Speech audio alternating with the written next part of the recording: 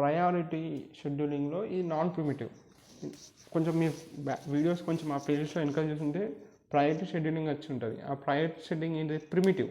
ఇది non primitive అనమాట. Non primitive ఏమిటంటే సిపి ఏదైనా ప్రాసెస్ దాని రన్నింగ్ క్యూలోకి తీసుకొని స్టార్ట్ చేస్తే ఆ ఎగ్జిక్యూషన్ అంటే కంప్లీట్ అయ్యాకనే నెక్స్ట్ ప్రాసెస్కి వెళ్తుంది. అందుకే నాన్ ప్రిమిటివ్.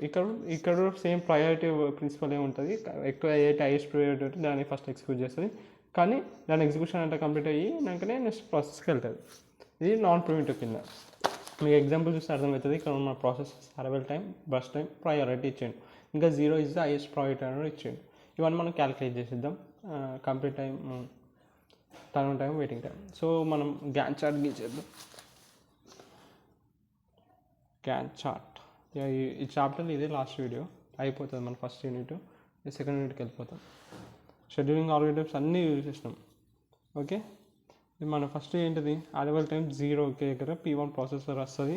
దానికి ఎంత కావాలంటే 10 సెకండ్లు కావాలి. సో 10 సెకండ్ల కల్లా ప్రీ ప్రాసెస్ 1 అయిపోయింది. తర్వాత అరైవల్ టైం 10 కల్లా ఇవన్నీ వచ్చేస్తాయి. P2, P3, P4. Arrival time 10 అంటే ఇవన్నీ అరైవల్ టైం 2, 3, 5 ఉన్నాయి కాబట్టి ఇవన్నీ రెడీ కూడా ఆల్రెడీ రెడీగా వచ్చేసినాక ఈ మూడిట్లో ఏది ఎగ్జిక్యూట్ చేయాలంటే ఇక్కడ ప్రయారిటీ ఇచ్చినాడు 1, 0, 3.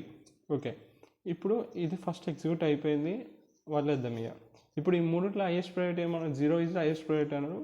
సో తర్వాత ఇది ఎగ్జిక్యూట్ అవుతుంది, అంటే దాని P3 ప్రాసెసర్ ఎగ్జిక్యూట్ అవుతుంది. దాని బస్ టైం ఏంట 2 అంటే 12 అయిపోతుంది. తర్వాత నెక్స్ట్ ఏంటిది? ఇప్పుడు 193 ఇది కూడా ఎగ్జిక్యూషన్ అయిపోయింది. ఇప్పుడు P2, P4 ఉంది. దీంట్లో 1 ప్రయారిటీ దేనికంట? P2 is highest priority. So 3కి ఇది ఎగ్జిక్యూట్ అవుతుంది. P2 ఎగ్జిక్యూట్ అవుతుంది. దాని బస్ టైం 5 కాబట్టి 17 అయిపోతుంది. అంటే 12 + 5 17. లాస్ట్ మిగిలింది P4కి వెళ్ళిపోతాం. P4కి దీని మిగిలింది అదొకటే కాబట్టి దీని అరైవల్ టైం 5. సో 17 + 5 ఎంత? 22. అంతే. దాని కంప్లీట్ టైం ఇస్తాం. ప్రాసెస్ 1కి 10, ప్రాసెస్ 2కి 17, ప్రాసెస్ 3 12, ప్రాసెస్ 4 22. ఈ complete time minus arrival time చేస్తే నీకు టర్న్ టైం వస్తుంది. కంప్లీట్ టైం మైనస్ 0నే. తర్వాత 17 - 2 15.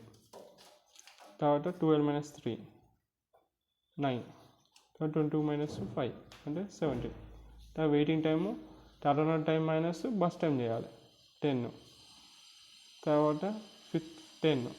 తర్వాత 19 - 7. తర్వాత ఏంటో 3. ఇట్లా వచ్చేస్తాయి. ఓకే, ఇంతే, సింపుల్. బేస్డ్ ఆన్ ప్రయారిటీ మనం రోజు చేస్తున్నాం, ఎగ్జిక్యూట్ చేస్తున్నాం అంటే.